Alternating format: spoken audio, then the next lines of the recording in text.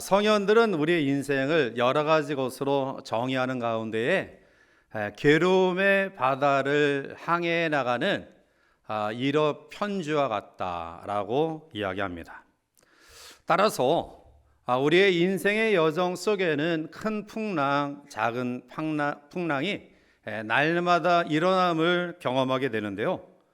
엄청나게 큰 배도 큰 파도와 풍랑이 일어나면 몹시 흔들리고 위험에 처하듯이 인생이라고 하는 작은 배는 세상의 항해 가운데에 고난과 고통의 파도를 만나면 더욱더 견디기 어렵습니다. 그래서 성도는 하나님 앞에 기도할 때, 하나님, 내 인생의 삶의 여정에, 항해의 여정 속에 풍랑이 없게 해주세요, 고난이 없게 해주세요 라는 기도보다는 내 인생의 항해 여정 속에 고난과 고통의 풍랑이 온다 할지라도 능히 감당해 나갈 만한 힘과 용기를 주세요 라고 기도함이 옳습니다. 내 삶에 고난이 올 때 고난의 표면만 보면서 한숨 쉬고 낙심할 것이 아니라 기도를 통해 고난 가운데 말씀하시는 하나님의 섭리를 발견할 수 있기를 바랍니다. 고난은 또 다른 축복의 서막이기 때문입니다. 하나님 우리의 고통을 즐겨 하시는 분이 아니십니다. 우리의 고통을 참아 보지 못해서 독생자 예수님을 이 땅에 보내셔서 십자가에 못 박게 하심으로 우리를 대신하여 고난을 감당케 하신 분입니다. 이러한 하나님이 우리에게 고난을 주실 때에는 우리가 미처 깨닫지 못하는 신비로운 이유가 있습니다. 따라서 고통 속에 하나님의 계획이 있음을 기억하고 또 하나님의 섭리를 깨달아 할 때 고난은 괜한 수고가 아니라 의미 있는 아픔임을 깨닫게 됩니다. 사도 바울은 무수한 고난을 당했습니다. 옥에 갇히기도 하고요, 수없는 매를 맞았습니다. 여러 번 죽을 뻔한 위기를 넘기기도 하죠. 유대인들에게 40에 하나가만 매를 5번 맞았고요, 3번 태장으로, 즉 예수님처럼 이 채찍의 맨 끝 부분에 뼈 조각이나 쇠 조각으로 이제 장착된, 그래서 때릴 때마다 그 살이 뜯겨져 나갈 수밖에 없는 태장으로 3번 맞았고요, 3번 파손하며 일주야를 바다 깊은 곳에 거하기도 했습니다. 여러 번 여행하면서 강의 위험, 광도의 위험, 동족의 위험과 이방인의 위험을 경험했으며 신의 위험과 광야의 위험과 바다의 위험과 거짓 형제 중의 위험을 당하기도 했습니다.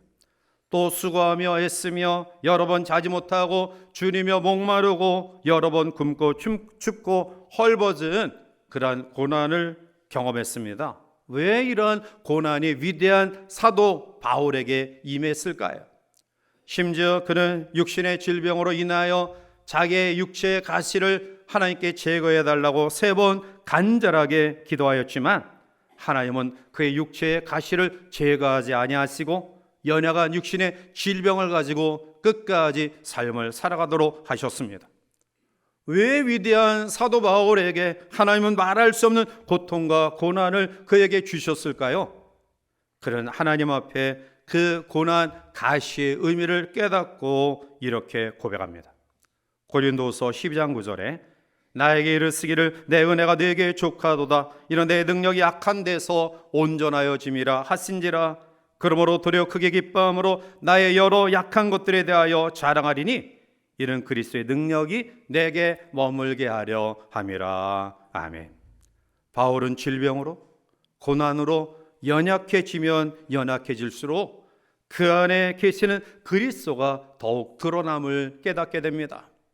사도 바울의 삶의 소원은 하나님의 영광을 나타내는 것이었습니다. 그러한 바울이 자기가 약해져서 하나님의 영광이 나타나는 것을 보고 얼마나 기뻐했습니까? 얼마나 복된 일이라고 하나님께 감사했습니까? 따라서 그리스도인의 고난은 파멸이 아니라 유익이며 축복입니다. 우리가 고난받을 때 속상한 게 있어요. 속상한 게 뭐냐 하면 괜한 고생을 하고 있는 거 아니냐라는 마음을 가질 때 속상해. 자, 그러나 필요 없는 고난으로 성도는 손해보는 일이 없다라는 거예요. 하나님께서 우리에게 주신 고난은 헛수고가 아니라는 겁니다. 그것을 깨닫는 자에게는 은혜이며 고난은 축복의 통로가 될 줄 믿습니다. 그래서 오늘 우리의 마음속에 늘 고난을 경험할 때마다 이러한 믿음의 확신을 가져야 됩니다. 로마서 8장 28절에 우리 알거니와 하나님을 사랑하는 자 곧 그의 뜻대로 부르심을 입은 자들에게는 모든 것이 합력하여 선을 이루느니라. 오늘 본문의 말씀의 배경은 이스라엘 민족이 큰 어려움과 고통 가운데 있을 때 하나님께서 그들에게 고난과 고통 가운데서도 능히 이기게 하신 역사와 그리고 그 고난을 이겼던 그들의 삶 속에 주시는 하나님의 놀라운 축복을 이야기하고 있습니다.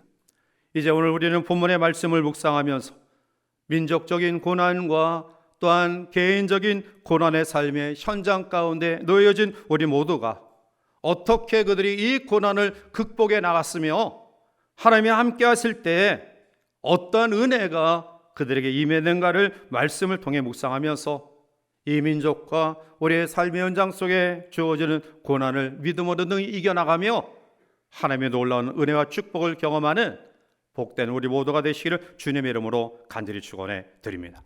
먼저 본문은 우리에게 이스라엘 민족의 고난을 이야기하고 있습니다. 이스라엘 민족의 고난은 그들의 장소와 모습 속에서 우리에게 큰 의미를 주는데요. 그들이 받은 고난의 장소는 애굽이고요. 그리고 그들의 삶의 모습은 노예 생활이었습니다. 오늘 본문 이전에 8절부터 보면 요셉이 애굽의 국무총리가 되어 중근동에 있었던 7년 대흉년에서 이집트, 애굽을 구해낼 뿐만 아니라 주변의 나라들까지 구해내요. 이러한 업적을 통해서 기근을 피하여 애굽으로 내려왔던 요셉의 아버지 야곱의 일행 70명이 애굽의 왕이 가장 기름진 땅 고센 땅을 선물로 주어서 거기에서 정착하여 생활하게 됩니다. 날마다 이스라엘 민족이 번성해 나가는 가운데에 요셉을 알지 못하는 애굽의 왕이 새로 치리하는 가운데 긴장하기 시작합니다. 저 노예 생활 가운데 있는 이스라엘 민족이 우리나라보다 더 강성해지는 모습을 보고 애굽의 바로는 이스라엘 민족에게 노역을 시킵니다. 그것도 심지어 재료를 주지 아니하고 그들의 국고성 비돔과 람셋을 건축하게 만듭니다. 여러 가지 탄압을 통해 이스라엘 민족의 성장을 가로막았지만 그러나 그 일이 잘 진척되지 아니하자 애굽의 바로는 사람으로서 차마 할 수 없는 엄청난 명령을 내립니다.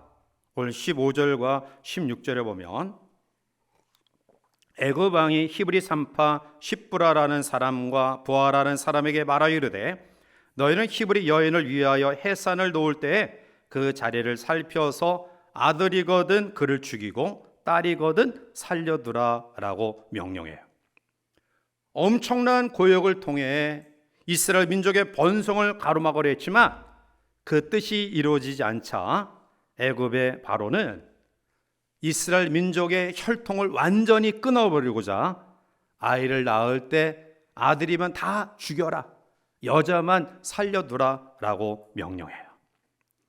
이스라엘 백성들은 이러한 고역과 노역 속에 심지어 자기들의 그러한 민족의 혈통이 끊길 수밖에 없는 위기 가운데 있을 때 그들은 비로소 하나님께 호소하여 부르짖게 됩니다. 하나님, 이 민족의 아픔과 힘듦과 위기를 굽어 살펴 주시옵소서. 고통 가운데 하나님께 하는 기도는 하나님의 구원의 때를 재촉하는 놀라운 역사를 의미해요.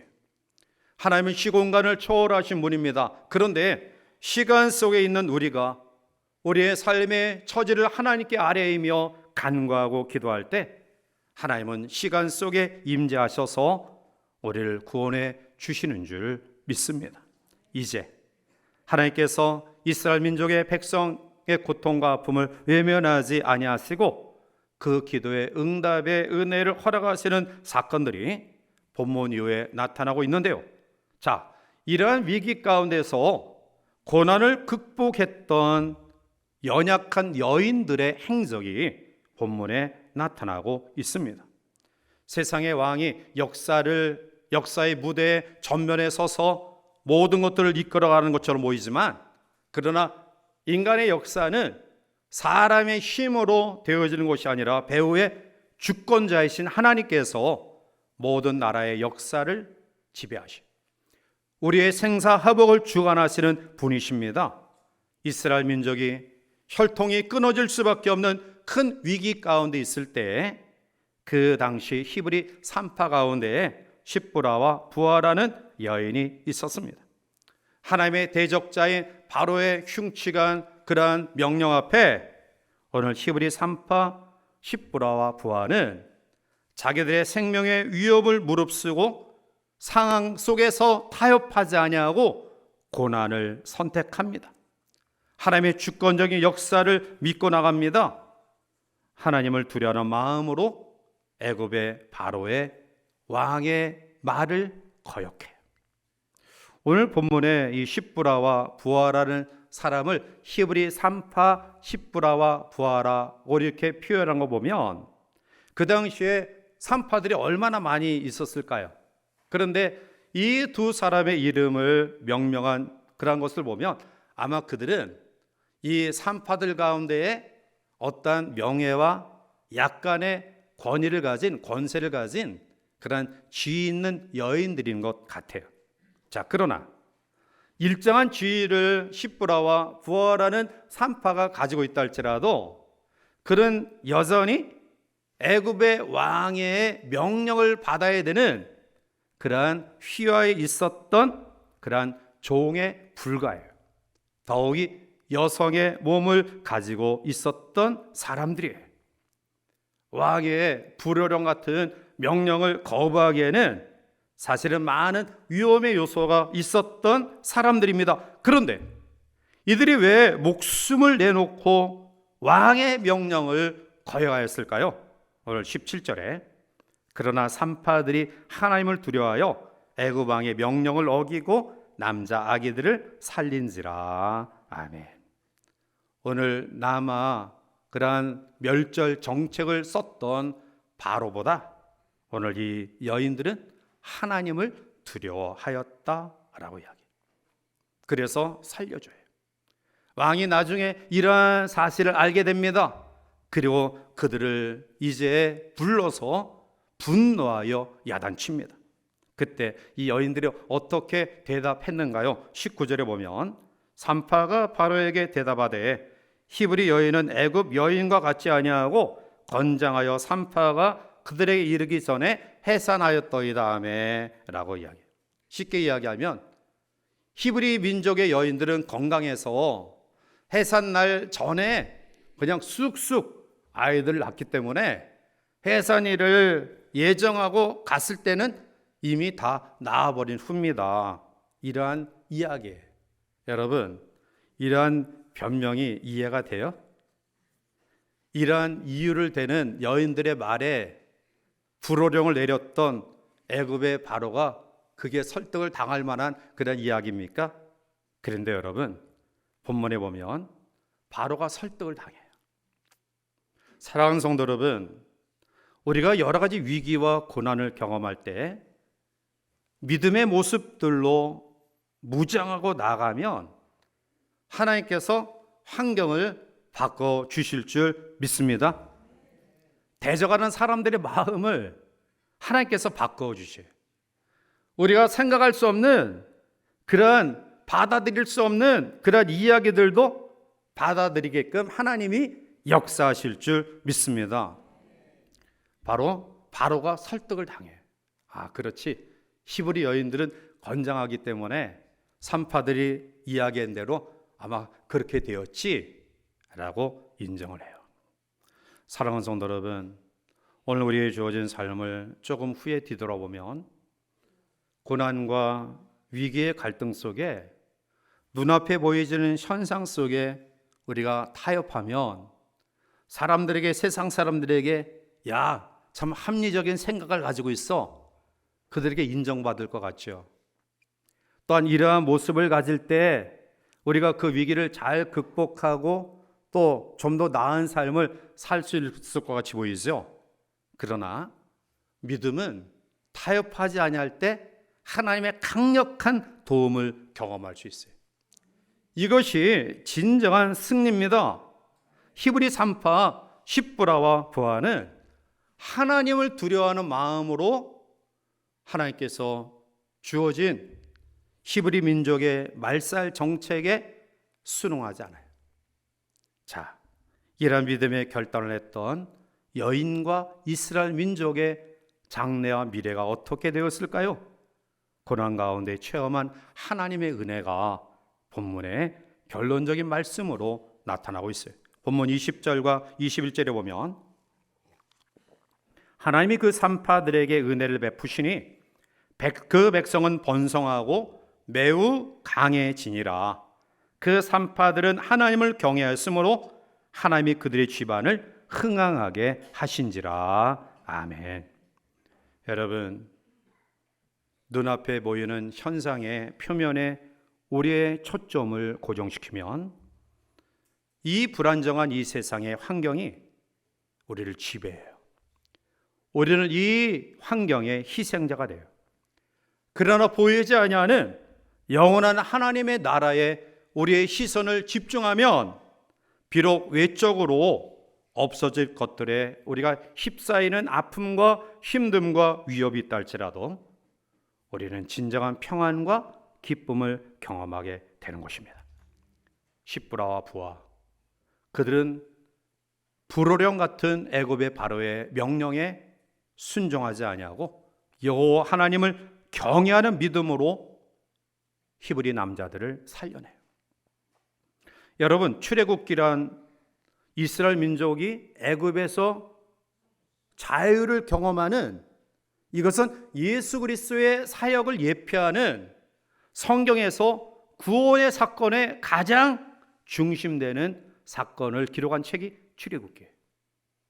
그런데 오늘 출애굽기 1장에 위대한 지도자 모세가 등장하기 전에 히브리 3파 십부라와 부하가 등장해요. 사랑하는 성도 여러분, 출애굽의 대명사는 모세지만 모세조차도 십부라와 부하 같은 믿음의 여인들을 통해 생명을 건지게 돼요. 사랑하는 성도 여러분, 하나님의 교회는 십부라와 부하 같은 성도들이 너무나 많이 있어요. 두드러진 주인공은 아니지만 몸된 교회에 고귀한 성도들이 너무나 많이 있습니다. 오늘 십부라와 부하는 그냥 이름 없는 히브리 여인, 다른 수많은 사람들처럼 그냥 역사에 아무런 흔적 없이 태어났다가 죽어갈 수 있는 운명을 가진 사람들이지만 출애굽의 대역사를 기록하는 출애굽기 1장에 모세보다 먼저 등장하여 그들의 이름이 기록되어 있습니다. 하나님의 교회를 세워가는 사람들은 모세와 같은 고귀한 주인공만은 아닙니다. 오히려 십부라와 부하처럼 무명 성도들이지만 자기의 있는 위치에서 구별된 믿음으로, 하나님을 두려워하는 마음으로, 경외하는 심령으로 주어진 사명을 감당하는 사람들이 있기 때문에 하나님의 교회는 든든히 세워져감을 믿고요, 오늘 여러분들이 그러한 역할을 하는 사람들인 줄 저는 믿습니다. 말씀을 맺습니다. 오늘 우리가 살아가는 이 세상은 애국과 별반 다를 바 없어요. 여러 가지 것들로 이 땅과 이 민족이 억눌림 가운데 있고요, 특히 믿음을 가진 성도의 삶이 신앙 때문에 많은 것들을 포기해야 될, 손해봐야 될 일들을 우리가 경험하고 있습니다. 이러할 때 우리는 어떠한 삶의 모습을 가지고 살아가야 될까요? 바로 히브리 3파였던 십브라와 부하의 믿음이 우리 가운데 있어야 될 것입니다. 여호와 하나님을 두려워하는 마음과 보여지는 현상에 우리의 삶의 모든 초점을 맞추지 아니하고 배후의 역사하시는 나라의 흥망성쇠를 주관하시고 개인의 생사화복을 주관하시는 여호와 하나님을 경외하는 믿음으로 무장하는 은혜가 우리 가운데 있어야 될 줄 믿습니다. 우리 가운데 어떠한 고난과 아픔이 있습니까? 건강을 잃어버려서 아마 고통 속에 신음하는 분들도 계시고요. 직장의 여러 가지 진로에 꽉 막혀서 직장 문제로 아파하는 분들도 계십니다.